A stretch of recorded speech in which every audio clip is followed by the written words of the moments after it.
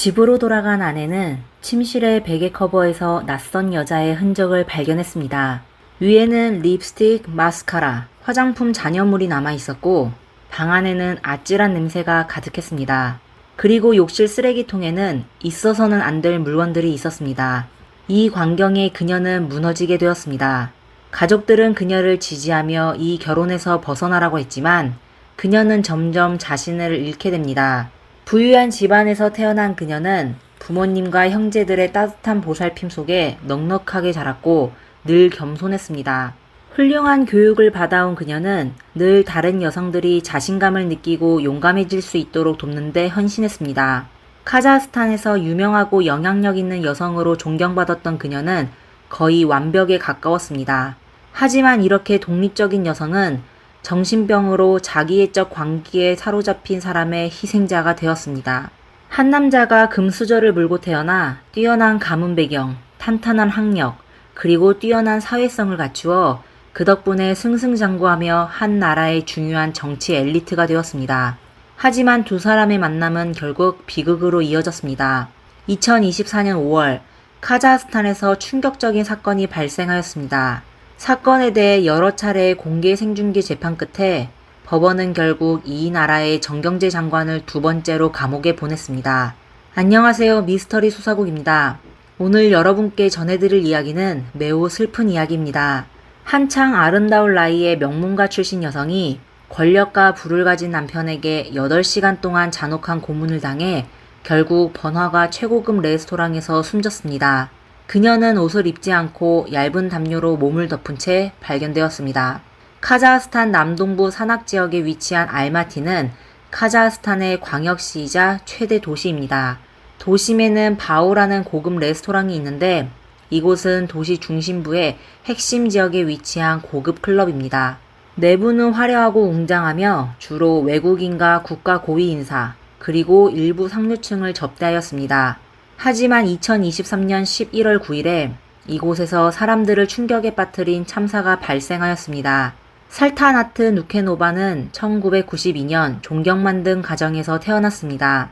할아버지는 한때 유명한 교수였고 아버지는 성공한 사업가였으며 삼촌은 주지사였습니다. 그녀의 가족 분위기는 조화롭고 행복했으며 아이들의 교육을 매우 중요하게 여겼습니다. 누케노바와 오빠는 어린 시절 영국으로 유학가 대학을 졸업한 후 다시 카자흐스탄으로 돌아와 각자 새로운 삶을 시작했습니다. 두 남매의 관계는 매우 좋았고 오빠는 여동생을 보물처럼 여겼습니다. 카자흐스탄으로 돌아온 누케노바는 한 은행에서 잠시 근무하다 점성술과 명상에 깊은 관심을 두게 되어 얼마 후 직장을 그만두고 자신의 사업을 시작했습니다. 그녀는 점성술과 심리학을 열심히 공부하여 곧 상담사 일을 하게 되었습니다. 아름다운 외모와 기품 있는 분위기 덕분에 누케노바는 많은 여성의 롤모델이 되었고 곧 업계에서도 유명한 점성가가 되었습니다. 그녀와 상담을 원하는 사람이 많아 사람들은 보통 2-3개월 전에 예약해야만 누케노바를 만날 수 있었습니다. 누케노바는 놀라운 매력과 지혜를 가지고 있었으며 상담 중에 다른 분야의 전문가들을 초대하여 심리학 강의를 사회활동과 결합시켰습니다. 업계에서 인기가 높아짐에 따라 어려움도 많아졌습니다. 누케노바의 매력에 빠진 남성 추종자들은 그녀와 만나기 위해 그녀의 많은 업무 시간을 예약하였습니다. 이에 누케노바는 할 수 없이 상담에 문턱을 두고 여성이나 커플만 만나고 남성 고객과 따로 만나지 않았습니다. 누케노바의 오빠는 여동생이 직장을 다니기 시작한 이후 집에 돈 한 푼도 요구한 적 없다고 말했습니다. 그녀는 자신의 사업을 가지고 있을 뿐만 아니라 소셜미디어에서도 매우 활발하여 인스타그램 팔로워는 10,000명이 넘게 되었습니다. 오빠는 여동생이 미래의 텔레비전 프로그램 진행자와 유명 유튜버가 되는 것을 꿈꿔왔다고 말했습니다. 그리고 누케노바의 계획에 가족들은 모두 열렬히 지지했습니다. 누케노바는 단순한 점성가가 아니라 사람들이 삶의 어려움에서 벗어나도록 끊임없이 도왔습니다. 그녀는 사업을 막 시작했을 때 한 여성 친구를 그녀를 학대하는 남편으로부터 탈출하도록 도왔습니다. 아마도 너무 매력적이어서 누케노바는 환디크 비신바예프의 눈길을 사로잡게 되었습니다. 당시 비신바예프는 43살이었는데 그의 성공은 아무도 따라올 수 없었습니다. 그는 엄청난 권력을 가진 가문에서 태어났습니다.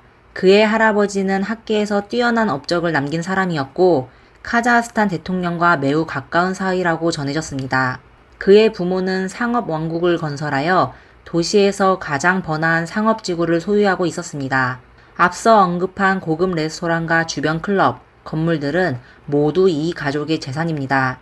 그리고 그의 가족은 사실상 카자흐스탄 경제의 핵심을 장악하고 있다고 해도 과장이 아니었습니다.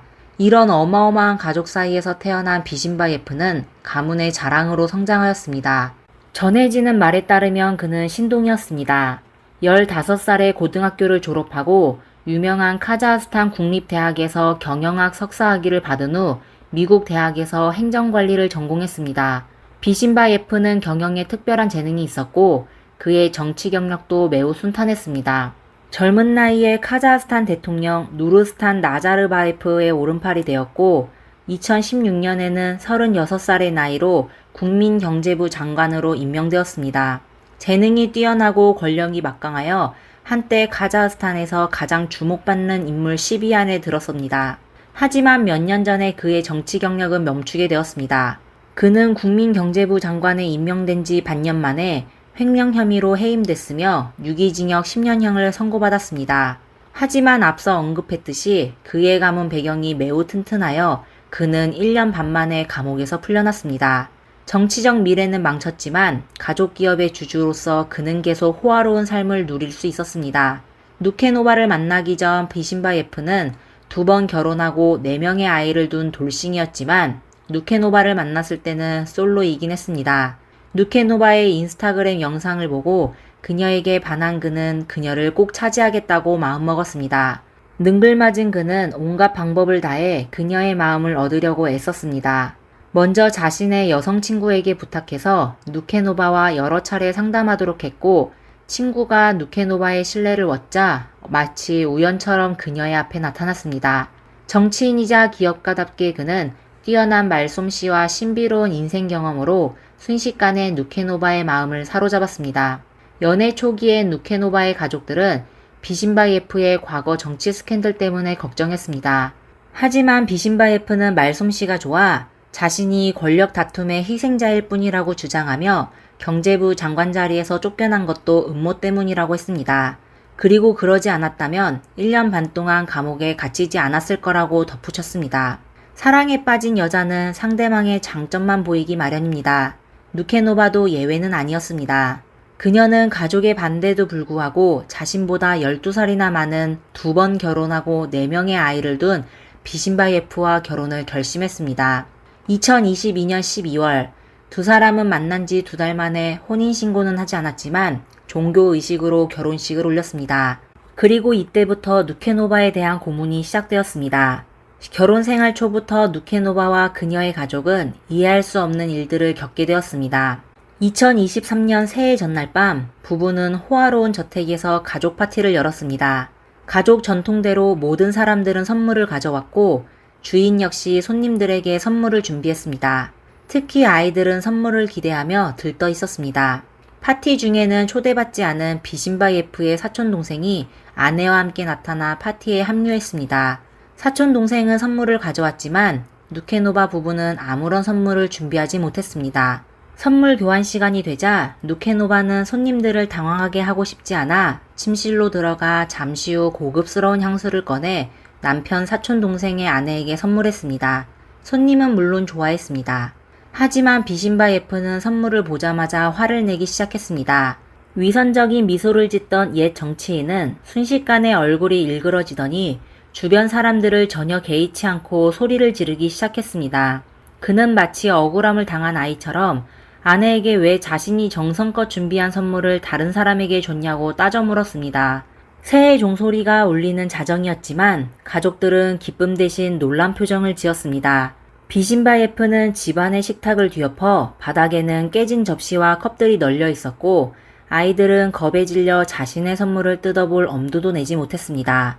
누케노바의 오빠와 그의 아내도 이 파티에 참석했었는데 나중에 그는 언론에 여동생이 파티를 준비할 때부터 매우 이상하게 행동했다고 말했습니다.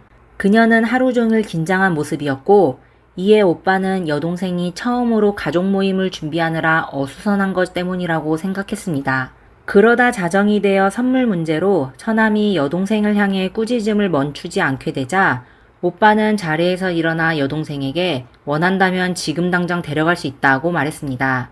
하지만 당시 누케노바는 오빠의 제안을 거부하였습니다. 오빠와 형수가 여동생 가족과 작별 인사를 하고 떠나려고 했을 때 매부의 어머니가 그들을 따라 나왔습니다. 권력 있는 노부인은 그들에게 사과했지만 그녀는 아들의 무례함에 대해 사과하는 게 아니라 그들이 본인의 아들이 아내를 꾸짖는 모습을 보게 하여 사과한 겁니다. 다시 말해 이 노부인은 아들이 화내는 건 괜찮은데 그들이 화내는 장면을 보지 말았어야 했다라고 생각한 겁니다. 이번의 향수 사건은 두 사람의 결혼식 후에 한 달도 채 되지 않아 일어난 것입니다. 2023년 새해 이후 누케노바는 남편의 통제를 받기 시작했습니다. 그녀는 우선 자신의 상담 사업을 포기하고 삶의 중심을 가정에 두겠다고 선언했습니다. 남편의 요구에 따라 그녀는 더 이상 화려한 옷을 입지 않고 검소하게 옷을 입기 시작했고 또 주변 친구들과도 점점 멀어지게 되었습니다. 2월에 신혼부부는 몰디브로 신혼여행을 떠났습니다. 새해 파티 이후 누케노바의 오빠는 여동생의 안전을 걱정하게 되었습니다. 두 남매는 오랜 시간의 통화를 한 적이 있었는데 오빠는 여동생에게 결혼 때문에 사업을 포기하지 말라고 조언하며 만약 경제적인 이유로 남편을 떠나기 싫다면 오빠가 든든한 후원자가 되어줄 수 있고 집세를 내주면서 사업을 지원할 수 있다고 말했습니다.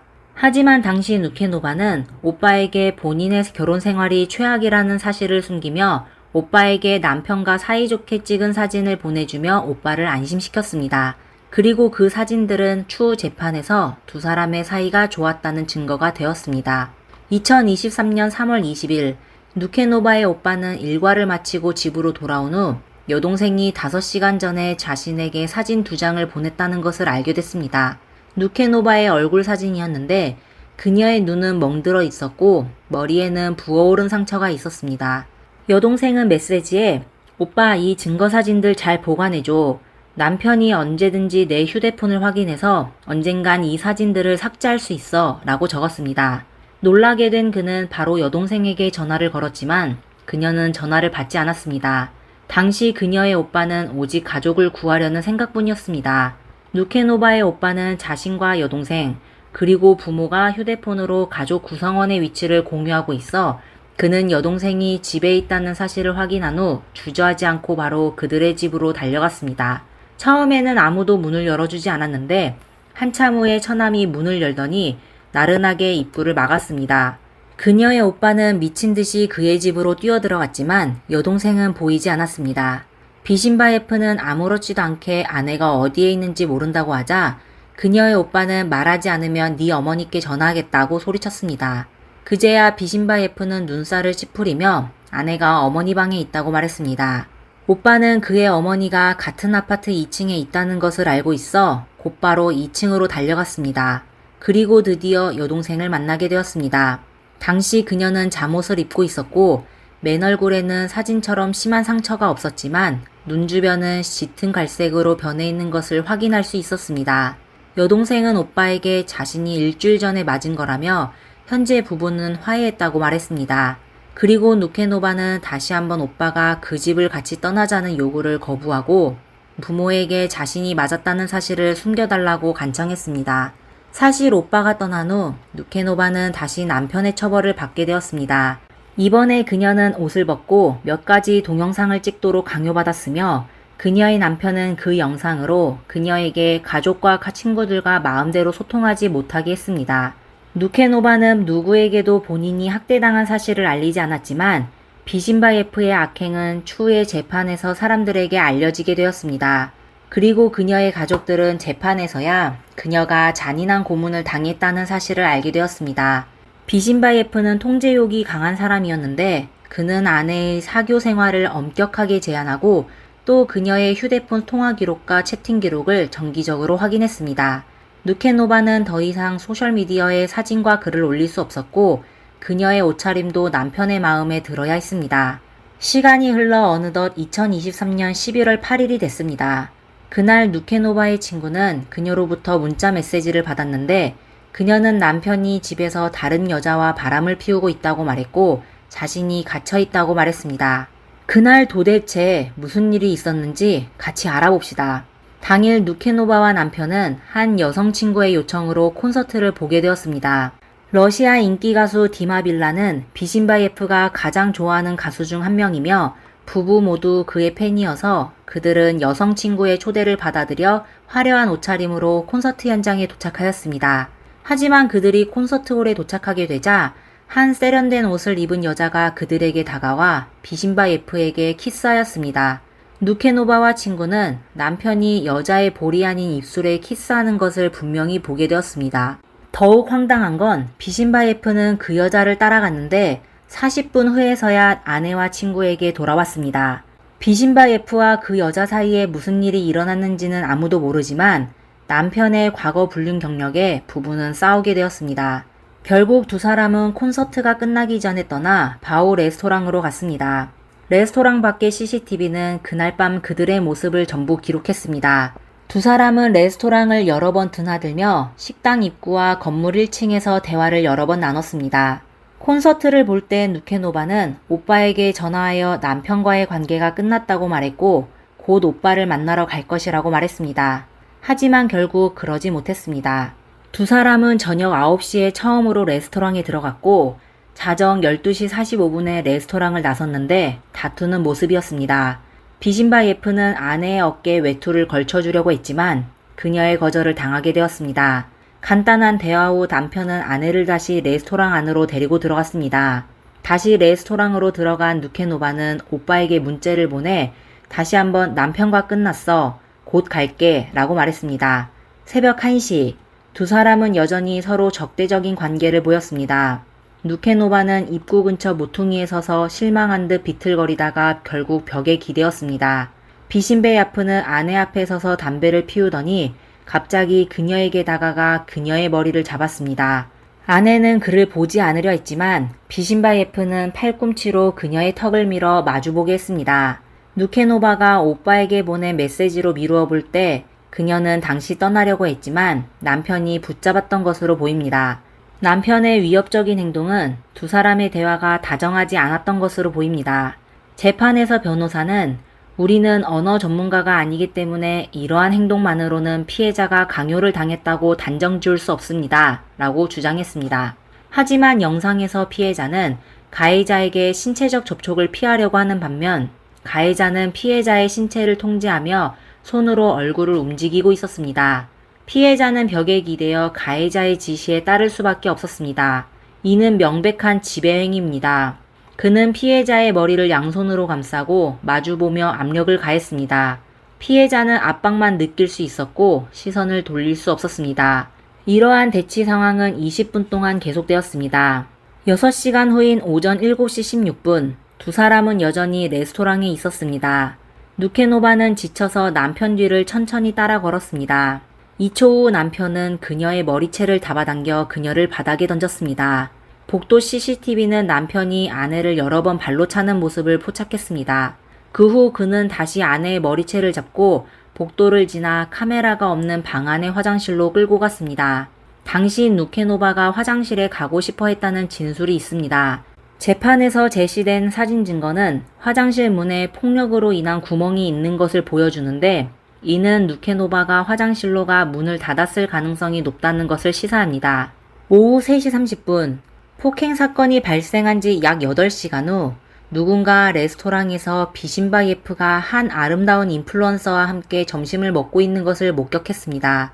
당시 누케노바는 VIP 1호실에서 아주 위독한 상태였는데 남편은 레스토랑에서 다른 여인과 데이트를 즐기고 있었다는 겁니다.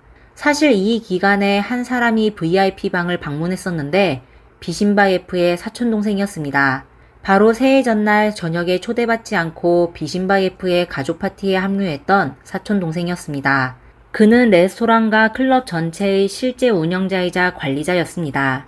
사촌동생은 오전 10시 30분경에 VIP 1호실에 한번 들어간 건 맞는데 당시 형수가 잠자고 있어 형의 부탁으로 형수께 담요를 가져다 준 것이라고 말했습니다. 그는 또 그때 경찰에게 형수가 코 골며 아주 곤히 자고 있었다고 말했습니다.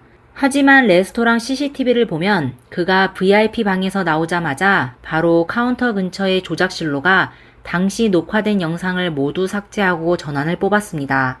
그럼 그가 CCTV를 삭제했는데 왜 당시의 CCTV 영상이 법정에 나타났을까요?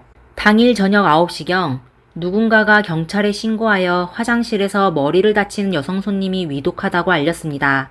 경찰이 현장에 도착했을 때 누케노바는 알몸으로 담요만 덮은 채 숨져 있었습니다. 정부 고위 장관이었던 비신바예프는 경찰에게 아내가 술에 취해 사고를 당했다고 주장했습니다. 하지만 누케노바의 가족은 그의 주장을 믿지 않았습니다. 법의학 감정 결과 누케노바의 온몸에는 새롭게 생긴 상처와 오래된 상처가 겹쳐 있는 등 상처 투성이었습니다. 숨진 원인은 여러 가지였지만 법의학자는 누케노바는 젊고 건강했기 때문에 단순히 넘어졌다고 해서 숨질 수 없다고 설명했습니다. 또한 경찰은 누케노바 체내의 알코올 농도가 아주 낮아 알코올 중독 가능성을 배제했습니다. 경찰은 현장을 신속히 조사하였습니다. VIP 1호실은 다소 어수선했는데 기이하게도 누케노바의 옷은 어디에도 없었습니다. 경찰은 곧 화장실 문에 큰 구멍이 뚫려 있는 것을 발견했습니다. 누군가 폭력으로 문을 열었다는 건데 당시에 CCTV 영상이 삭제되어 경찰은 더 많은 단서를 찾을 수 없었지만 그들은 레스토랑의 감시 카메라 장비를 압수했습니다. 경찰은 비신바예프를 경찰서로 데려가 조사하기 시작했습니다. 그는 자신이 아내가 숨진 것과 아무런 상관이 없다고 진술하였습니다. 그는 그날 밤 두 사람이 함께 술을 마시다가 아내가 피곤하여 잠들게 됐는데 저녁이 됐는데도 아내가 일어나지 않아 그때서야 그녀가 이상하다는 점을 발견하게 되어 바로 경찰에 신고했다고 말했습니다. 그리고 당일 오후 3시 30분에 여성 인플루언서를 만나게 된 건 홍보 관련 비즈니스 때문이라고 설명했습니다. 하지만 경찰은 추후 그 여성이 레스토랑을 떠난 후 비신바예프에게 당신에게서 장미 향기가 난다는 문자 메시지를 보냈다는 사실을 알게 되었습니다. 그리고 비신바예프는 경찰에 신고하기 전에 외부와 총 4번 연락을 취했는데 사촌 동생, 무당, 점심을 함께 했던 여성 유튜버, 그리고 한 매춘부에게 전화를 걸었습니다. 동생이 참변을 당했다는 소식을 받게 된 누케노바의 오빠는 즉시 사건 현장으로 달려갔습니다. 그는 경찰에게 전날 밤 1시경에 여동생이 자신에게 문자를 보내 남편과 헤어지겠다며 잠시 후 자신에게 갈 것이라고 말했다고 했습니다. 이에 그는 여동생에게 전화를 걸어 자신이 직접 데리러 가겠다고 했지만 여동생은 괜찮다고 말했습니다. 하지만 오빠는 집에서 오랫동안 기다렸지만 여동생은 나타나지 않았습니다. 그러다 그는 여동생의 위치가 집이 아니라 레스토랑에 있는 것을 보고 별일 없을 거로 생각하게 됐습니다. 그리고 다음날 아침 그는 위치 추적을 통해 여동생이 이동하기 시작했다는 것을 알게 됐습니다. 그녀는 레스토랑을 떠나 헬스장에서 한동안 머문 후 쇼핑몰로 갔습니다. 쇼핑몰에 있을 때 그녀는 오빠의 전화를 받지 않았지만 그 후 여동생은 자신의 집으로 돌아간 것으로 나타났습니다. 집에 도착한 그녀는 오빠에게 전화를 걸었지만 바로 끊었습니다. 걱정이 된 오빠는 다시 여동생에게 전화를 걸었지만 그녀는 전화를 받지 않았습니다. 그때까지 오빠는 여동생이 집으로 돌아간 후 휴식을 취하고 있다고 생각했는데 얼마 안 돼 그는 여동생이 세상을 떠났다는 소식을 듣게 되었습니다. 재판 과정은 순탄치 않았습니다. 전 경제부 장관의 막강한 권력과 가족 배경으로 수사 과정을 방해했습니다. 누케노바의 오빠는 상대방 어머니가 증거는 이미 없어졌으니 절대 찾을 수 없을 거야 라고 뻔뻔하게 말했다고 전했습니다. 하지만 이 오만한 어머니는 오늘날 과학기술이 얼마나 발전했는지 몰랐습니다. 경찰은 곧 삭제된 레스토랑의 영상 데이터를 복구했으며 압수한 비신바예프의 휴대폰에서 그가 아내를 학대한 장면이 담긴 10여 개의 영상을 찾아냈습니다. 증거가 확실했지만 교활한 정치인은 다시 한번 위선의 가면을 쓰고 법정에서 자신의 혐의를 부인했습니다. 그는 아내가 술에 취해 통제력을 상실했다고 주장했지만 법의학자는 사건 현장이 매우 난잡한 것으로 보아 사람이 스스로 넘어져 목숨을 끊을 수 없다고 판단했습니다. 이에 그는 아내가 바람을 피웠을 뿐만 아니라 자신을 모욕하고 분노하게 했으며 6시간 동안 정신적으로 괴롭혔다며 자신은 그저 4번만 때렸을 뿐이라고 주장했습니다. 경력이 풍부한 정치인답게 그는 본인의 범행 사실을 거짓말로 감추려고 했습니다. 그는 아내 누케노바가 재벌과의 불륜이 들통나 자책감에 시달리게 됐다고 했습니다. 아내를 끌고 가는 장면이 담긴 증거에 대해 그는 아내의 머리카락을 조심스럽게 잡아 소파에 눕혔을 뿐이라고 아무렇지 않게 말했습니다. 하지만 그의 어처구니 없는 증언은 사람을 설득할 수 없었습니다. 검사 결과 누케노바는 총 23mm의 뇌 척수액이 흘렀고 숨지기 한 달 전부터 이미 이러한 상황이 연속된 것으로 나타났는데 이는 남편이 아내에 대한 지속적인 통제와 폭력을 시사하였습니다. 검찰은 또한 비신바예프의 사촌동생이 누케노바의 휴대폰을 들고 다니며 그녀가 여전히 살아있는 것처럼 위장했다는 사실을 밝혀내며 증거를 제시하였습니다. 그리고 오후 3시에 만난 여성 인플루언서는 누케노바와 체형이 비슷한 여성이었는데 비신바예프는 그녀를 이용하여 누케노바가 레스토랑에서 살아나온 것처럼 위장하려 했을 가능성이 높다고 판단했습니다. 이는 누케노바가 입고 있던 옷이 사라진 이유를 설명해 줄 수 있는 중요한 단서이기도 했습니다. 권력 있는 남편에게 오랜 시간 동안 정신적으로 지배당하다 8시간 만에 숨지게 된 누케노바의 사건은 빠르게 전국으로 퍼지게 되었습니다. 당시 그녀의 오빠는 여동생의 억울함을 밝히기 위해 끊임없이 노력했는데 곧 사건은 카자흐스탄 역사상 가장 주목받는 논란의 사건 중 하나가 되었습니다. 피고인이 막강한 권력과 부를 가진 인물이라는 점을 고려할 때 그의 가족들이 배심원들을 매수할 가능성이 충분하여 경찰은 재판 시작 전에 배심원들의 사진을 공개하지 않았습니다. 사람들은 이 기회를 틈타 전 경제부 장관 비신바예프의 2명의 전 부인에 대해 조사했습니다. 조사한 결과 비신바예프의 첫 번째 부인은 고층에서 추락하는 사고로 숨지게 됐고 두 번째 부인은 능력이 뛰어난 변호사라는 사실이 밝혀졌습니다. 특히 두 번째 부인은 비신바예프의 과거 경제사건에서 변호인단 중 한 명으로 활동했던 인물입니다. 그녀는 능력을 떠나 그 결혼에서 무사히 벗어난 것만 해도 행운이라고 할 수 있습니다. 그리고 이번의 사건에서 그녀는 전 남편의 반대편에 섰습니다. 그녀는 매체를 통해 사람들이 누케노바 가족의 요구사항을 완전히 무시하고 있다고 주장했습니다. 그리고 그녀는 누케노바가 아이들에게 친절하게 대하여 아이들이 그녀를 매우 좋아했었다고 말했습니다. 그녀의 10살 된 딸은 누케노바가 세상을 떠난 지 5개월 후에 누케노바에게 당신은 좋은 사람이에요. 전부 아빠 잘못이에요. 라는 문자 메시지를 보냈다고 했습니다. 그리고 누케노바는 결혼한 지 얼마 안 돼 그녀에게 선물을 보냈는데 선물과 같이 쪽지에 저는 비신바예프의 세 번째 부인입니다. 아이들로부터 당신이 매우 훌륭한 어머니라는 이야기를 들었어요. 기회가 된다면 당신을 만나 뵙고 싶습니다.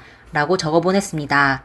분명 지옥 같은 결혼 생활에서 벗어난 두 번째 전 부인은 누케노바가 겪은 비극에 대해 매우 가슴 아파했습니다. 카자흐스탄 전 경제부 장관의 재판은 유튜브에서 생중계되었습니다. 그리고 이것이 피고인이 원한 것으로 전해졌습니다. 그는 의기양양하게 모든 사람이 진실을 알기 바란다고 했습니다. 검찰은 비신바예프가 아내에게 험담한 것을 반박하기 위해 그가 직접 녹화한 동영상을 몇 개 공개했습니다. 동영상 속 누케노바는 지친 목소리로 자신이 어떤 재벌과 불륜 관계를 맺었다며 남편에게 계속 미안하다고 했습니다. 그리고 비신바예프의 어머니도 피해자로부터 받은 반성문을 제출했는데 반성문에 누케노바는 겸손하게 자신이 남편에게 미치지 못한다고 하며 남편의 뜻에 무조건 복종하고 현명하고 착한 아내 역할을 하겠다고 말했습니다. 그리고 그녀는 다시 남편의 의사를 거스르지 않겠다고 덧붙였습니다. 자신감 넘치는 커리어 우먼이 결혼 1년도 채 되지 않아 노예처럼 굴복하고 남편의 부속품으로 전락했습니다. 누케노바는 매우 아름다운 여성으로 남편을 만나기 전에 밝고 자신감 있고 활력이 넘쳤습니다. 그러나 불과 1년 만에 그녀는 남편의 잔혹한 행위로 인해 목숨을 잃게 되었습니다. 그녀는 의지할 수 있는 가족이 있었습니다. 가족들은 항상 그녀를 격려하고 지지했습니다. 그녀는 그 지옥에서 벗어날 기회가 충분했다는 겁니다. 하지만 운명은 그녀에게 장난을 쳤습니다. 아마도 그녀가 너무 선량하고 순수하며 아름다워 또 다른 사람을 너무 믿어 이러한 비극이 일어날 수도 있습니다. 따스한 햇살 아래서만 살아온 누케노바는 어둠을 경험해 본 적이 없어 아마 자신의 부드러움과 선량함으로 악한 영혼을 구원할 수 있을 거라고 순진하게 믿었을 겁니다. 하지만 현실은 달랐습니다.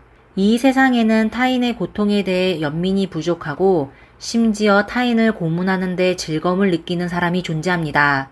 그리고 그런 사람들은 대개 자신의 이미지에 매우 신경을 쓰고 위장술에 능하며 심지어 매력적이기까지 합니다. 2024년 5월 13일 한때 위세를 떨치던 전 경제부 장관은 24년의 유기징역을 선고받았고 그의 사촌동생은 유기징역 4년형을 선고받았습니다. 누케노바의 오빠는 마침내 끊임없는 노력으로 여동생을 위해 정의를 얻었습니다. 어떤 사람들은 피해자 오빠의 노력으로 이 사건이 세상에 알려졌다며 사건이 성공적으로 해결될 수 있었던 주된 이유는 누케노바의 가족이 보통 가족이 아니었기 때문이라고 했습니다. 다시 말해 그녀가 평범한 사람이었다면 이러한 사건은 세상에 알려질 기회조차 없었을 것이라고 했습니다. 어느 정도 맞는 말입니다. 오늘 사건은 여기서 마무리하겠습니다. 이상 미스터리 수사국이었습니다. 제 영상이 마음에 드셨다면 좋아요와 구독 부탁드리겠습니다. 다음 영상에서 만나요. 안녕하세요. 미스터리 수사국입니다. 오늘 이야기할 주인공은 런웨이와 쇼, 그리고 플레이보이 맨션에서 화려한 삶을 살았던 패셔너블한 모델이자 댄서였습니다. 그녀는 늘 빛나는 조명 아래 있었지만 진정한 꿈은 심리치료사가 되는 것인데 결국 그 꿈을 이루게 되었습니다. 그리고 그녀는 헤비메탈 음악을 사랑하고 LA의 끔찍한 형사사건에 매료되었는데 자신이 그런 사건의 희생자가 될 것이라고는 상상조차 하지 못했을 것입니다. 오늘 우리는 바로 에이미의 피해 사건에 대해 파헤쳐 보겠습니다. 에이미 하윅은 1981년 5월 20일 펜실베이니아주 셀러스빌에서 태어났습니다. 그녀는 고아였고 어린 시절에 랜스데빌에 살던 부부에게 입양되었습니다. 양부모는 에이미에게 자유로운 삶을 선물했고 그녀가 원하는 꿈을 펼칠 수 있도록 최선을 다해 지원했습니다. 랜스데빌은 8제곱킬로미터밖에 안 되는 작은 마을이었습니다. 아름다운 외모를 가진 에이미는 어릴 적부터 주변 사람들의 사랑을 독차지했으며 많은 사람들이 그녀에게 할리우드로 진출해 볼 것을 권했습니다. 사실 에이미의 진정한 꿈은 스타가 되는 것이 아니라 사람들의 마음을 치유하는 심리학자가 되는 것인데 그래도 할리우드라는 세계를 경험해 보는 것도 나쁘지 않다고 생각했습니다. 이렇게 그녀는 고등학교를 졸업한 후 캘리포니아 공과대학교에 진학하여 심리학을 전공했습니다. 에이미는 양부모에게 부담을 주고 싶지 않아 그녀는 대학 시절에 레스토랑 서빙, 파티걸, 전문 모델 등 다양한 아르바이트를 하며 학비와 생활비를 스스로 마련했습니다. 그 과정에서 에이미는 많은 친구들을 사귀었는데 그중 한 명이 바로 로버트였습니다. 그는 에이미의 특별한 매력에 빠져들었습니다. 보통 할리우드에 온 예쁜 여자들은 배우를 꿈꾸지만 에이미는 달랐습니다. 춤을 추고 모델 일을 하는 것은 그녀에게 학비를 벌기 위한 수단일 뿐이었습니다. 하지만 에이미의 부업은 점점 더 성공적으로 이어졌고 그녀는 심지어 플레이보이 맨션에서 불꽃춤까지 선보이게 되었습니다. 불꽃에 눈썹이 태워졌는데도 불구하고 다른 댄서들은 그녀 옆에 서면 빛이 바랄 정도로 에이미는 눈부신 매력을 지니고 있었습니다. 학업에서도 에이미는 빛나는 성과를 거두었습니다. 대학교를 졸업한 후 그녀는 페퍼다인 대학교에서 임상심리학 석사와 박사 학위를 취득했죠. 놀랍게도 모든 학비는 그녀 스스로 벌어서 마련했습니다. 그녀는 이후 결혼 및 가족 심리치료사 자격증을 취득하고 가족 및 부부관계 전문가로 활동했습니다. 하지만 아이러니하게도 이 분야의 전문가인 그녀의 연애는 꽤 험난했습니다. 그녀는 배우 크리스핀 글로버, 데이브 나바로, 록 가수 메릴린 맨슨 등 유명 인사들과 뜨거운 사랑을 나누었지만 모두 결국은 헤어지게 되었습니다. 에이미는 연애에 있어서 솔직하고 털털한 성격이었습니다. 새로운 남자친구가 생기면 그녀의 친구들은 금방 소식을 알게 되었죠. 에이미는 여러 잡지에서 화보 촬영을 자주 했는데 그 과정에서 사진작가 가레스를 만났습니다. 가레스는 뛰어난 사진 실력뿐만 아니라 컴퓨터에도 능통했습니다. 독학으로 프로그래밍을 마스터한 천재였습니다. 그는 또 자신을 유머러스하다고 생각하는 코미디언이었지만 그의 연극은 관객들이 어색함을 느끼게 했습니다. Thank you very much. It's great to be here in all of the best parts of entertainment. We've got most of a band. We've got morning radio sound effects. Sometimes a full band when a toy kazoo comes from the ground, raises from the grave, takes over Tony and starts singing. It's wonderful. It's a wonderful time. 가레스와 에이미가 사귀는 동안 가레스는 에이미의 많은 남성 친구들을 질투했습니다. 때로 에이미 곁에 다른 남성이 있으면 갑자기 에이미에게 키스하며 에이미는 내 여자야 라는 듯한 행동을 보였습니다. 이에 에이미는 크게 불쾌했고 결국 가레스와 헤어지게 되었습니다. 하지만 가레스는 이별을 받아들이지 못했습니다. 며칠 동안 에이미에게 감성적인 음악 링크가 달린 문자 메시지를 보내며 헤어지지 말자고 애원했습니다. 끊임없이 문자를 보내는 가레스 때문에 괴로워하던 에이미는 결국 법원에 접근 금지 명령을 신청했고 두 사람은 완전히 끝맺음을 짓게 되었습니다. 2012년 에이미는 한 교도소의 수감자들을 대상으로 심리 상담을 시작했습니다. 하지만 예상치 못한 일이 그녀를 덮쳤습니다. 몇 년 전 플레이보이 잡지를 위해 촬영했던 노출 사진들이 에이미가 일하는 교도소로 배달된 것입니다. 이 사건으로 인해 에이미는 직장을 잃었고 자신의 커리어가 끝났다고 생각하며 꽤 오랫동안 힘든 시간을 보냈습니다. 그때 에이미의 친구가 그녀에게 혹시 남녀 관련 심리 치료를 해보는 게 어때? 라고 말했습니다. 처음에는 농담으로 여겼지만 생각해보니 나쁘지 않은 아이디어였습니다. 특정 직업에 종사하는 여성들은 심리적인 어려움을 겪는 경우가 많았고 일반적인 심리 상담사에게는 쉽게 마음을 열지 못했습니다. 에이미는 더욱 전문적인 지식을 쌓기 위해 인간 남녀관계 전문 분야를 추가로 공부했습니다. 이는 그녀의 커리어에 새로운 전환점이 되었고 관련 저서를 출판하기도 했습니다. 보통 심리 상담사가 자신이 전문으로 하는 분야를 공개하면 고객을 유치하는 데 어려움이 따랐으며 심리 상담사와 이야기하는 것을 꺼렸습니다. 하지만 에이미는 달랐습니다. 그녀는 LA와 할리우드에서 활동했고 플레이보이 맨션에서 모델로 일했던 경험이 있었기에 생각밖의 사업이 번창했습니다. 그뿐만 아니라 에이미는 정기적으로 TV 프로그램에 출연하여 시청자들에게 도움을 주었고 이 분야의 선두주자로 자리매김하였습니다. 물론 그녀의 고객 중에 단순히 에이미를 보기 위해 찾아오는 사람들도 있었습니다. 아마도 에이미가 그들이 만나본 가장 아름다운 심리치료사였을 겁니다. 에이미가 맨슨과 사귀었을 때 에이미는 생일 파티를 열었습니다. 파티에 참석한 친구들이 그녀에게 맨슨을 보지 못했다고 하자 에이미는 농담삼아 그는 오후 6시 전에 일어난 적이 없어 라고 말했습니다. 사실 남자친구의 불참은 에이미가 완벽한 생일 파티를 즐기는데 전혀 지장을 주지 않았습니다. 이 파티에서 에이미는 유명 배우이자 프로그램 진행자인 드류 캐리를 만났습니다. 드류는 에이미에게 넌 생일에 약속을 깨는 사람과 함께 있으면 안 돼. 아니면 나랑 다음 주에 디즈니랜드에 놀러 갈까? 라고 농담을 던졌습니다. 아무도 에이미에게 이런 말을 한 적이 없어 에이미는 웃음을 참지 못했습니다. 며칠 뒤 드류는 약속대로 에이미와 그녀의 친구를 10명 넘게 데리고 디즈니랜드에 갔습니다. 에이미는 신나게 놀았고 드류는 로버트에게 에이미가 마음에 든다고 말했습니다. 얼마 지나지 않아 두 사람은 연인이 되었고 에이미는 드류와 동거하기 시작했습니다. 두 유명인의 만남은 곧 세간의 화제가 되었죠. 2018년 1월 드류는 프랑스 파리에서 로맨틱한 분위기 속에 에이미에게 청혼했습니다. 그는 자신이 진행하는 프로그램에서 에이미와의 약혼 소식을 발표하며 세상에 알렸습니다. I'd like to introduce you to my brand new lovely fiance, Amy. How you doing, Amy? 이 소식은 며칠 동안 각종 매체에서 떠들썩하게 보도되었고 인터넷에서도 높은 관심을 받았습니다. 드류와 약혼한 에이미는 더 많은 사람들에게 알려졌고 여러 TV 프로그램에 출연하고 수많은 파티에 참석하며 더욱 풍요로운 삶을 누렸습니다. 하지만 그녀는 몇 가지 문제를 직면해야 했습니다. 에이미의 소셜미디어 계정이 누군가에게 표적이 된 듯 했습니다.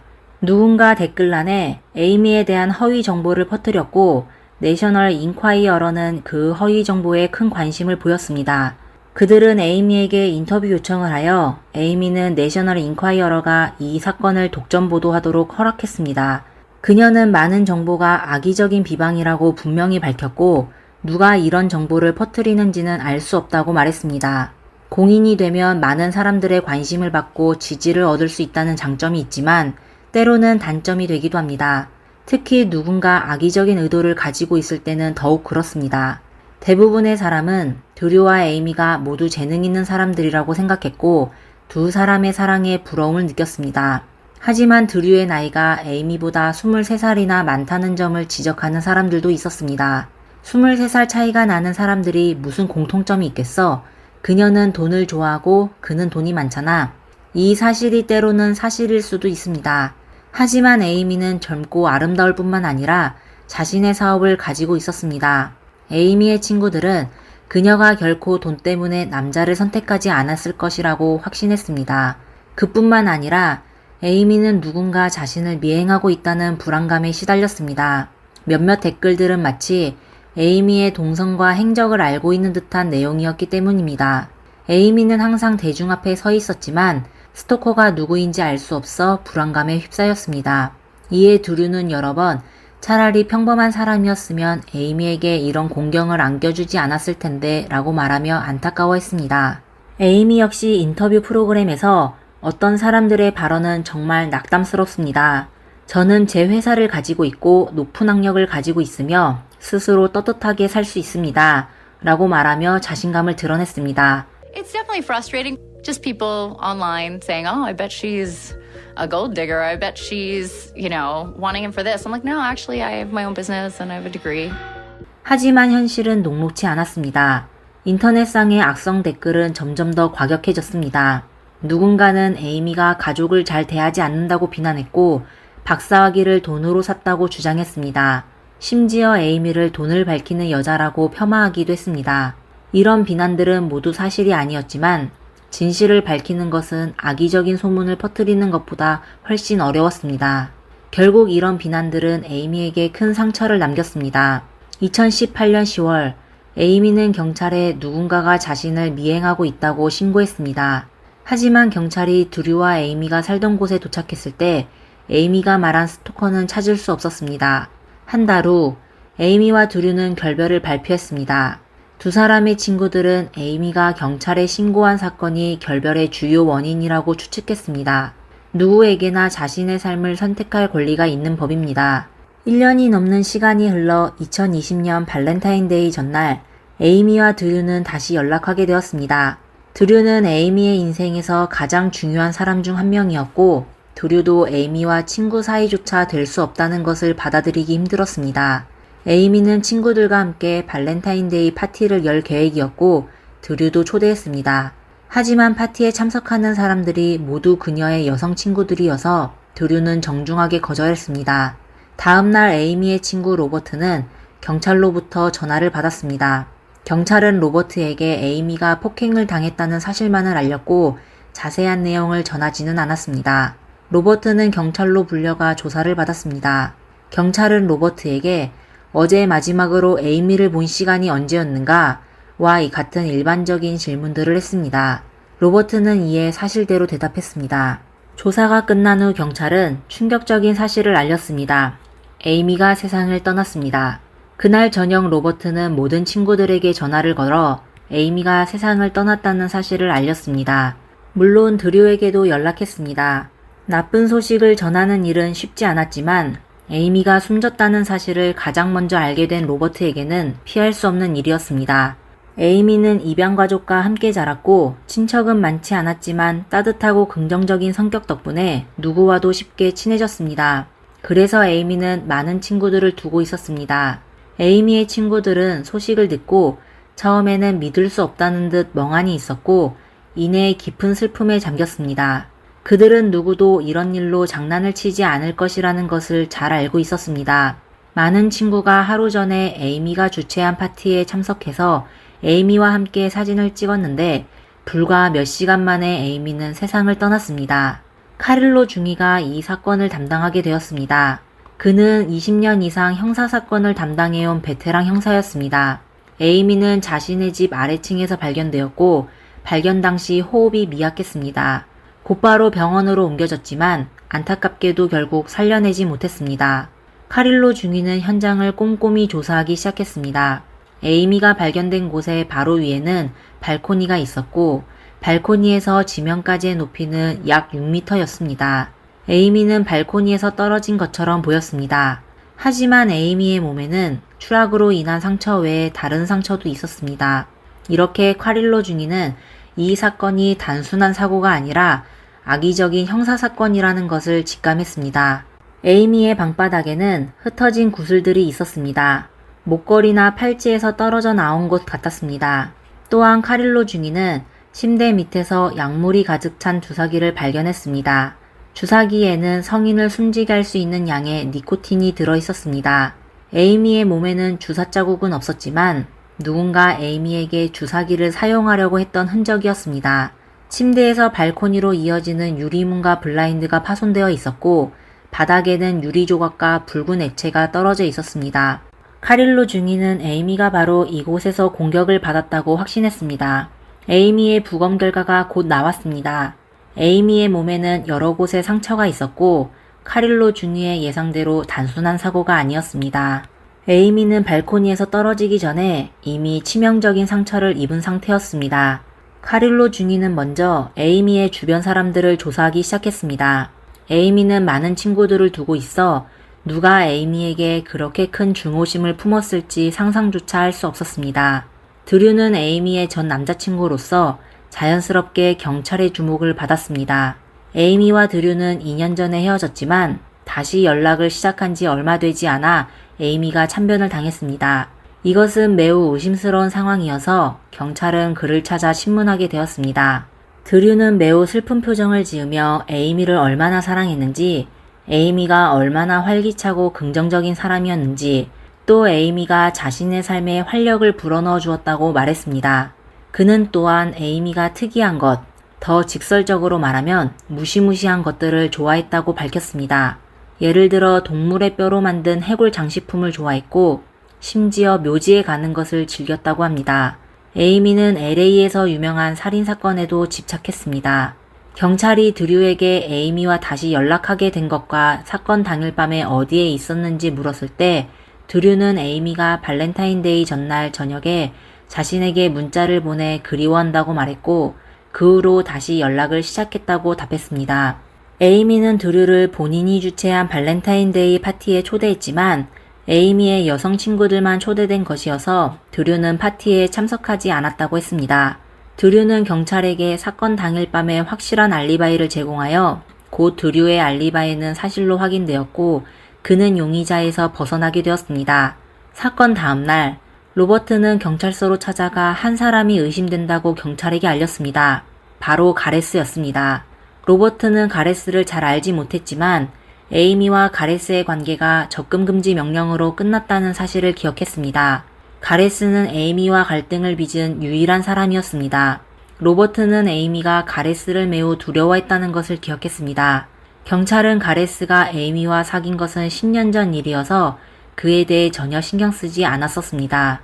하지만 로버트의 말에 따라 경찰은 에이미가 당시 신청했던 접근금지 명령을 확인하여 가레스를 유력한 용의자로 지목하였습니다.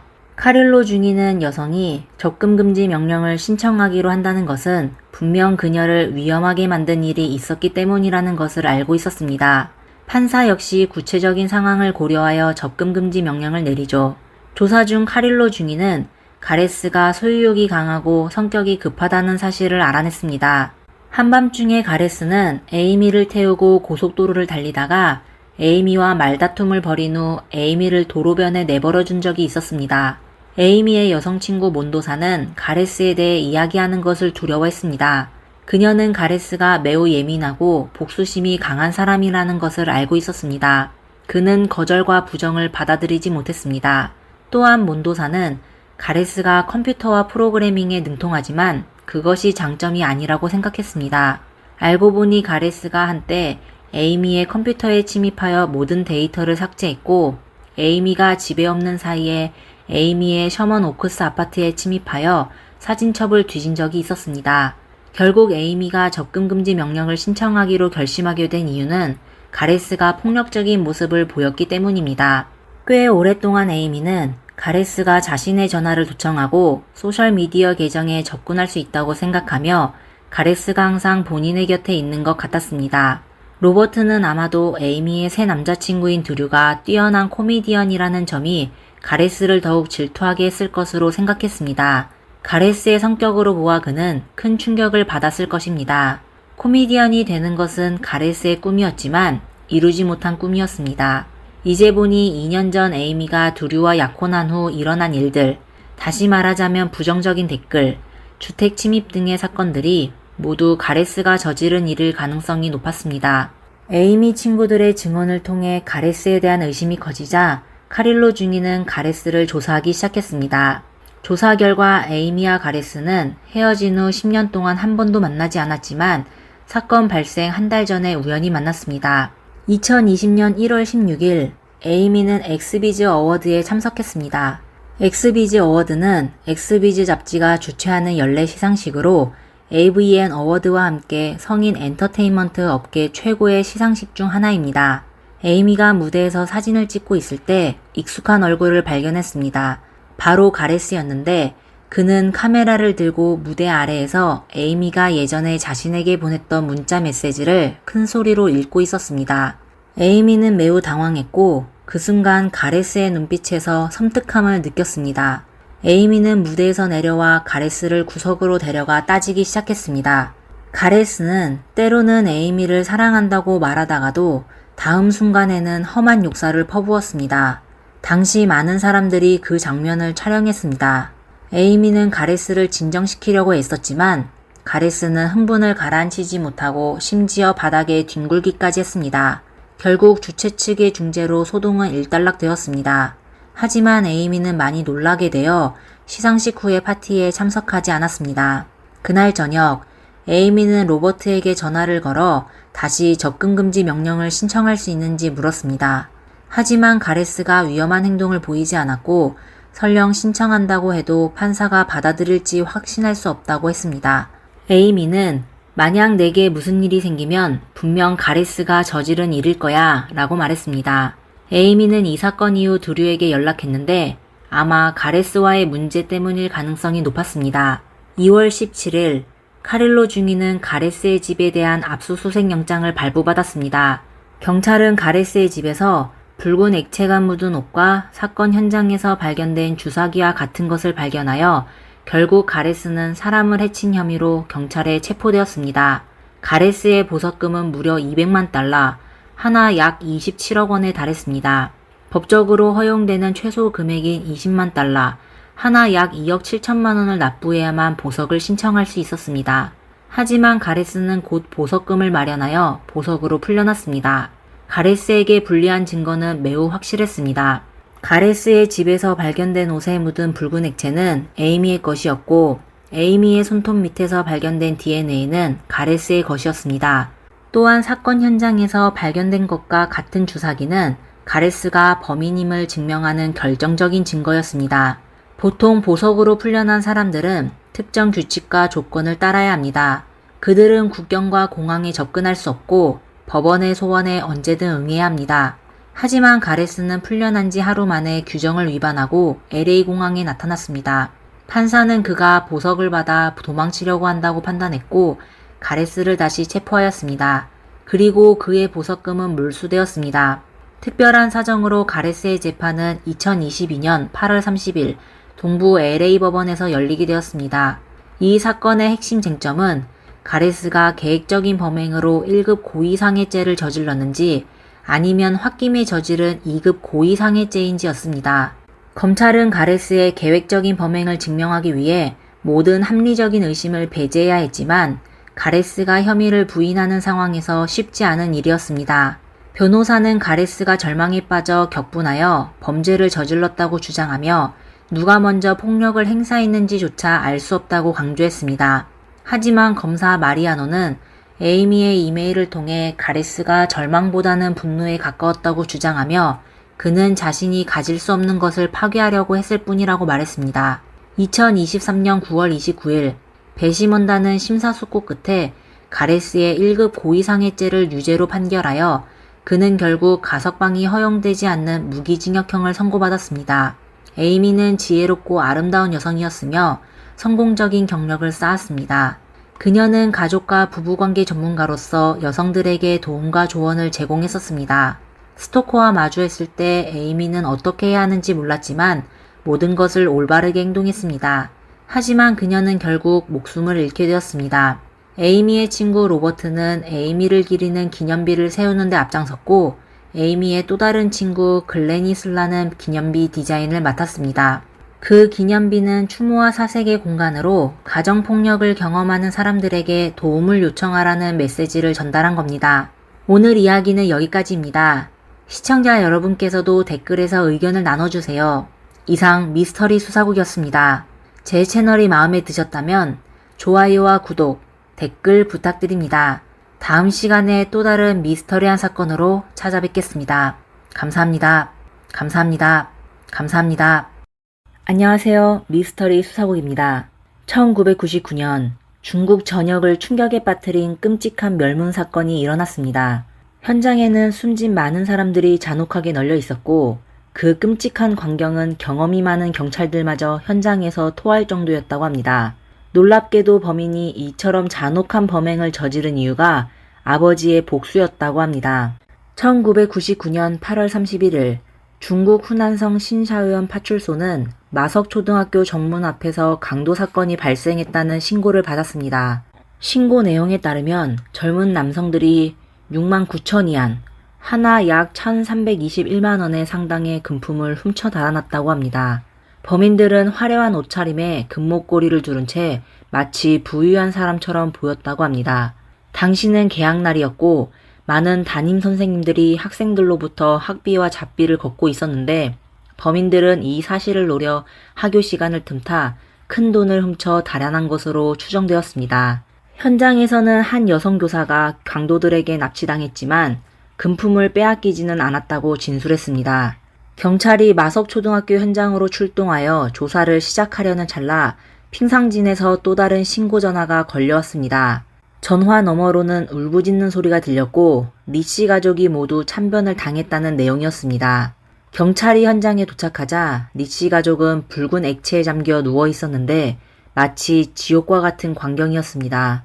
마당에는 68세 노인과 2살 배기 어린아이를 포함한 13명의 피해자가 널려 있었습니다.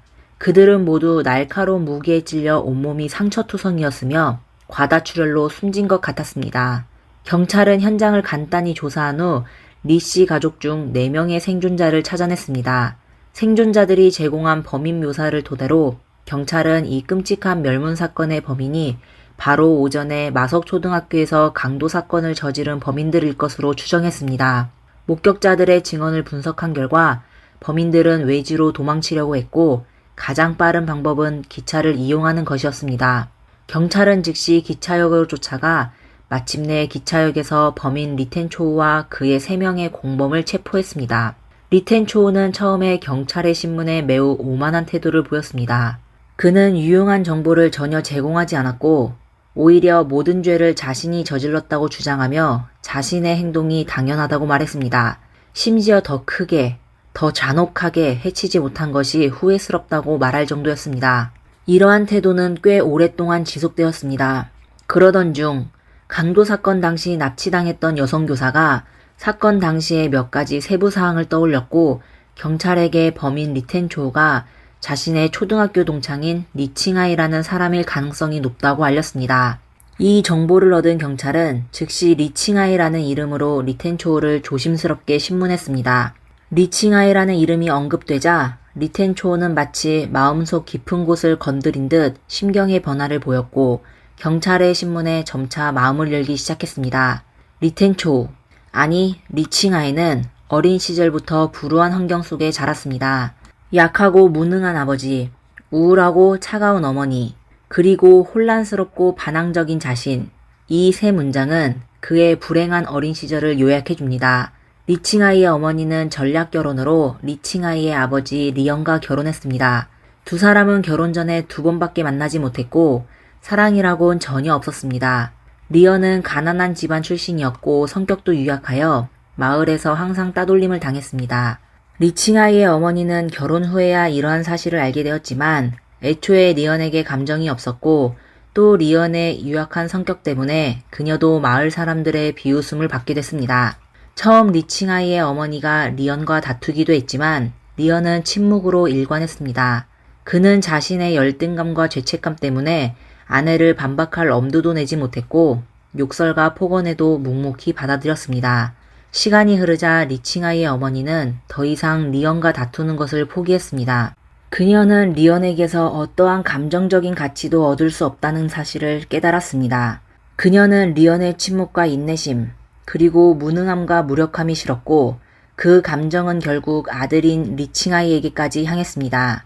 리칭아이의 어머니는 리언이 자신과 결혼한 것을 원망할수록 더욱 리칭아이를 원망했습니다. 리칭아이는 어머니의 냉담함을 느끼고 그녀의 관심을 끌기 위해 끊임없이 반항적인 행동을 했습니다. 하지만 리칭아이의 어머니는 그를 사랑하지도 않았고 관심도 주지 않았습니다. 오히려 리칭아이의 반항은 그녀의 혐오감을 더욱 키웠습니다. 결국 1973년 리칭아이의 어머니는 침묵하는 리언과 어린 리칭아이를 두고 마을을 떠나 자기 행복을 찾아 떠났습니다. 어머니가 떠난 후에도 리칭아이는 어머니의 관심을 끌기 위해 길든 나쁜 습관을 고치지 못했습니다. 오히려 어머니의 떠남은 그를 더욱 반항적으로 만들었습니다. 마을에서 이미 따돌림을 당하고 있던 리언은 아내가 떠나면서 더욱 비난을 받았습니다. 사람들은 그를 무능하고 여자를 붙잡아둘 능력이 없는 무능한 놈이라고 비웃었습니다. 리칭아이의 학교 친구들 역시 그를 엄마 없는 놈이라고 놀렸습니다. 이러한 모욕적인 말들에 리언은 항상 침묵으로 대응했습니다. 그는 반박하지도 않았고 다른 사람들의 말을 막지도 않았습니다. 하지만 누군가 리칭아이를 욕할 때마다 리언은 항상 리칭아이의 귀를 막아주었습니다. 리언은 항상 침묵했지만 리칭아이는 아버지가 자신을 사랑한다는 것을 알고 있었습니다. 리칭아이는 나이가 들수록 아버지에 대한 안타까움이 커졌습니다. 누군가 리언을 모욕할 때면 리칭아이는 바로 맞받아 욕설을 퍼붓고 돌을 던지기도 했습니다. 상대가 나이든 어른이든 윗사람이든 자신이나 아버지를 욕하면 가만히 두지 않았습니다. 리칭아이는 나중에 사회적으로 불량한 무리와 어울리며 싸움, 도박, 심지어 절도와 강도 등 악행을 저질렀습니다. 리언은 아들의 반항적인 행동을 보며 마음이 아팠지만 리칭아이가 마을에서 악명을 떨치면서 마을 사람들이 그를 더 이상 대놓고 모욕하지 않게 되어 리언은 깊은 죄책감과 빚진 마음과 함께 아들의 성장에 대한 기쁨과 관용을 느끼며 아들의 행동을 그다지 간섭하지 않았습니다. 결국 리칭아이는 나쁜 습관에 더욱 깊이 빠져들었습니다. 1988년 리칭아이는 18살이 되었습니다. 15년 만에 리칭아이의 어머니가 처음으로 그에게 연락했습니다. 그녀는 리칭아이에게 편지를 보내 자신이 위독하니 마지막으로 만나고 싶다고 했습니다. 하지만 오랜 세월 동안 점점 극단적으로 변해버린 리칭아이는 어머니의 편지를 냉정하게 찢어버리고 어머니의 마지막 소원을 거부했습니다. 1년 후인 1989년 리칭아이와 그의 친구들은 한 슈퍼마켓에 침입하여 절도를 저지르다 주인에게 현장에서 붙잡혀 경찰에 신고당했습니다. 범죄의 규모가 크고 이들이 상습범이었기 때문에 리칭아이는 감옥에 갇히게 되었습니다. 리칭아이가 감옥에 간 후 리언의 마을에서의 처지는 더욱 악화되었습니다. 마을 사람들은 리언이 범죄자를 낳았다고 수군거렸습니다. 리칭아이는 자신이 잡힌 후 아버지의 처지가 어려워질 것을 알고 후회하며 감옥에서 열심히 교화했습니다. 그는 빨리 출소하여 아버지를 보호하고 마을 사람들의 모욕에서 벗어나게 하고 싶었습니다. 또한 출소 후에는 아버지와 함께 평범하게 살겠다고 약속했습니다. 리언은 정기적으로 감옥을 방문하여 점점 변화하는 리칭아이의 모습을 보며 눈물을 흘렸습니다. 리칭아이는 감옥에 있었지만 부자는 드디어 제대로 된 삶을 살기 시작했습니다. 모든 것이 좋은 방향으로 나아가는 듯 했지만 예상치 못한 사건이 모든 것을 산산조각냈습니다. 리칭아이가 감옥에 간 후 리언은 혼자 집에 남게 되었습니다. 리칭아이를 두려워하며 리언에게 함부로 대하지 못했던 사람들은 본색을 드러내기 시작했습니다. 마을에 리즈원이라는 사람이 있었는데 그는 리칭아이의 초등학교 동창이었고 예전에 리칭아이와 리언을 자주 욕했던 사람 중 하나였습니다. 그는 리칭아이와 그의 친구들에게 두들겨 맞은 후로는 더 이상 리칭아이와 리언을 욕하지 못했습니다. 하지만 리즈원은 속으로 리칭아이를 원망했습니다. 리즈원은 예전에는 악마 같은 리칭아이와 그의 사회적인 형제들을 두려워했기 때문에 감히 아무것도 하지 못했습니다. 그러나 이제 리칭아이 집에는 약한 리언만 남아있었습니다. 리즈원은 리칭아이에게 복수하고 싶은 마음과 돈에 대한 탐욕으로 리언의 집에 불순한 마음을 품게 되었습니다. 1990년 어느 날 밤 리언이 잠든 사이 리지원은 리언의 돈을 훔쳤습니다. 그는 집에서 동생인 리용차이를 만났습니다. 리용차이 역시 리지원과 같은 생각을 하고 있었습니다. 두 형제는 예전에 리칭아이에게 혼쭐이 난 경험을 잊지 못하고 리칭아이가 없는 틈을 타 리언에게 복수를 하려고 했습니다. 두 사람은 서로의 생각을 확인한 후 함께 도둑질을 하기로 했습니다. 하지만 사실 첫날 밤 집에 있던 리언은 깨어 있었습니다. 그는 사건이 커질까봐 두려웠고 두 사람이 한 번만 훔치고 그만둘 것으로 생각했습니다.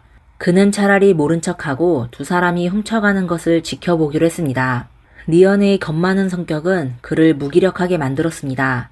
하지만 리용차이 형제는 도둑질에 맛이 들렸고 다음날 대낮에 다시 리언의 집에 나타났습니다. 리언은 두 사람이 돈을 좀 훔쳐가는 것을 묵인하면 더 이상 문제를 일으키지 않을 것으로 생각했습니다. 하지만 두 사람은 점점 대담해졌고 대낮에도 뻔뻔하게 도둑질했습니다. 리언은 더 이상 참을 수 없었고 두 사람을 잡아 경찰에 신고하려고 했습니다. 겁에 질린 리용차이는 부엌으로 달려가 흉기를 들고 리언을 협박하며 신고하지 말라고 했습니다. 리언은 리용차이의 손에서 흉기를 빼앗으려고 했고 두 사람은 격투를 벌였습니다. 싸움 도중 리용차이는 리언을 찔러 리언은 그 자리에서 숨을 거뒀습니다. 얼마 지나지 않아 경찰이 도착하여 두 사람을 체포했습니다. 리즈원은 절도 혐의로 감옥에 갇혔고 리용차이는 과실치사죄로 무기징역을 선고받았습니다. 감옥에 있던 리칭아이는 아버지가 참변을 당했다는 소식을 듣고 격노했습니다. 그는 그 사실을 받아들이기 힘들었고 아버지를 해친 범인들이 겨우 무기징역을 선고받았다는 사실에 분노했습니다. 이렇게 그는 마음속으로 복수를 계획하게 됐습니다. 1990년 말 3년의 형기를 남겨두고 있던 리칭아이는 감옥에서 행실이 양호하여 조기 출소하게 됐습니다. 리칭아이는 출소 후 자신의 이름을 리텐초우로 바꾸었습니다. 아버지가 세상을 떠난 날의 분노와 증오를 잊지 않기 위해서였습니다. 리텐초우는 먼저 고향으로 돌아가 아버지 리언의 묘지를 찾아가 추모했습니다.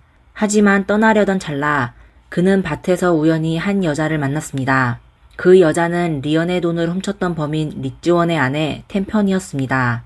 리즈원은 도둑질한 혐의로 감옥에 갇혀 있었습니다. 리칭아이는 곧바로 복수의 첫발을 내디뎠습니다. 그는 리즈원의 가정을 파괴하고 그가 감옥에서 가족에게 일어나는 일들을 겪도록 만들려고 했습니다. 리칭아이는 고향에 머물며 템편을 끈기 있게 쫓아다녔습니다. 젊은 나이의 템편은 남편이 감옥에 있는 동안 홀로 지내며 외로움을 느끼고 있었습니다. 리칭아이의 적극적인 구애에 템편은 금세 마음을 열었고 둘은 함께하게 되었습니다. 리칭아이의 무심한 말 한마디로 이 사실은 곧 리씨 가족에게 알려졌고 집안은 발칵 뒤집혀졌습니다. 결국 템편은 리씨 가족에게서 쫓겨났습니다. 더 이상 의지할 곳이 없었던 템편은 리칭아이의 오랜 감정세뇌에 고향을 떠나 그와 함께 선전으로 갔습니다. 리칭아이는 감옥에서 만난 4명의 친구와 함께 선전에서 미용실을 열었습니다. 하지만 그 미용실은 미용 서비스를 제공하는 곳이 아니었습니다. 미용실은 그들의 특수 서비스를 위장한 장소였습니다. 리칭아이와 그의 친구들은 템편을 포함한 몇 명의 여성들을 속여 미용실에서 특수 사업을 하게 했습니다. 그들은 여성들의 노동으로 돈을 벌어 부를 노렸습니다. 리칭아이의 두 번째 복수 대상은 세상을 떠난 어머니였습니다. 하지만 어머니는 그가 18살 때 이미 세상을 떠나 리칭아이는 어머니의 딸, 즉 이복 여동생에게 복수하기로 했습니다. 리칭아이는 선전에서 모은 돈으로 여동생을 선전으로 불러들였습니다. 그는 여동생에게 돈을 펑펑 쓰는 습관을 들이게 한 다음 돈을 벌 수 있는 좋은 방법이 있다고 속였습니다. 결국 여동생은 리칭아이와 그 형제들의 협박과 돈에 대한 유혹에 넘어가 미용실에서 특수 서비스업을 하게 되었습니다. 1999년 리칭아이는 몇 년 동안 모은 돈이 충분하다고 생각했고 고향 신샤유원으로 돌아가 마지막이자 가장 완벽한 복수를 하기로 결심했습니다. 떠나기 전 리칭아이는 3명의 친구들에게 자신의 복수 계획을 털어놓았습니다. 놀랍게도 세 친구는 모두 리칭아이를 도와 복수를 하겠다고 했습니다. 알고 보니 세 사람은 리칭아이와 비슷한 경험을 했던 것입니다. 어머니나 아내에게 상처를 받았던 경험이 있었고 리칭아이의 고통에 깊이 공감했습니다. 그들은 리칭아이의 아버지에 대한 복수심을 이해했고 그가 오랜 시간 계획을 세운 것에 감탄했습니다. 결국 네 사람은 모두 신샤요원으로 돌아가 리칭아이의 복수를 돕기로 했습니다. 리칭아이는 친구들과 함께 신샤요원으로 돌아가는 기차에 올라탔습니다. 하지만 신샤오현에 도착하기 전 그들은 여행 중 흥청망청 돈을 써버려 남은 돈이 얼마 남지 않았습니다. 1999년 8월 31일 신샤오현에 도착한 리칭아이는 친구들과 함께 마석초등학교로 갔습니다. 그들은 몇몇 선생님들을 상대로 강도행각을 벌였습니다. 마침 리칭아이가 납치한 여성교사 중 한 명은 그의 초등학교 시절 짝사랑했던 반장이었습니다. 리칭아이는 그녀를 상대로 강도행위를 하지 않고 납치하여 도망쳤습니다. 그리고 그녀에게 다시 만나자 옛날 친구야 라는 말을 남기고 헤어졌습니다. 납치를 당했다 살아남은 여성교사는 그 친절한 강도가 왠지 낯이 익었지만 도대체 어디서 봤는지 기억해내지 못했습니다. 강도에 성공한 리칭아이는 리찌원의 집에서 결혼식이 열리고 있다는 소식을 들었습니다. 그는 즉시 리씨 가족에게 큰 선물을 전달하기로 결심했습니다. 그날 저녁, 리칭아이는 3명의 친구와 함께 리씨 가족의 집 문을 열고 들어갔습니다. 기쁨과 술에 취해 행복한 시간을 보내고 있던 리씨 가족들은 순식간에 리칭아이의 범행 도구에 쓰러졌습니다. 그러다 누군가가 신고했다는 걸 알게 되어 리칭아이의 일행은 각자 기차역으로 흩어져 도망치려고 했습니다. 그 덕분에 리씨 가족 중 4명이 살아남았습니다. 8월 31일 저녁, 신샤오현을 떠나기 전 리칭아이는 아버지 리언의 묘소를 찾아가 몇 번 절을 하고 택시를 타고 도망쳤습니다. 경찰의 추적 끝에 범인 중 2명을 체포했습니다. 리칭아이는 친구가 붙잡혔다는 소식을 듣고 기차에서 뛰어내려 고향으로 돌아가 리씨 가족 중 남은 4명을 모두 해쳤습니다. 마침내 강도를 당했던 여성교사가 제공한 중요한 단서로 경찰은 주범 리칭아이와 또 다른 범인을 체포하는 데 성공했습니다. 사건 발생 후 20시간도 채 지나지 않아 경찰은 신속하게 사건을 해결했습니다. 결국 리칭아이와 그의 친구들은 고의상해죄, 강도죄, 강제로 여성에게 특수한 직업을 하게 한 죄 등 여러 죄목으로 유죄 판결을 받아 극형 선고를 받았습니다. 리칭아이의 인생은 매우 비극적이었습니다.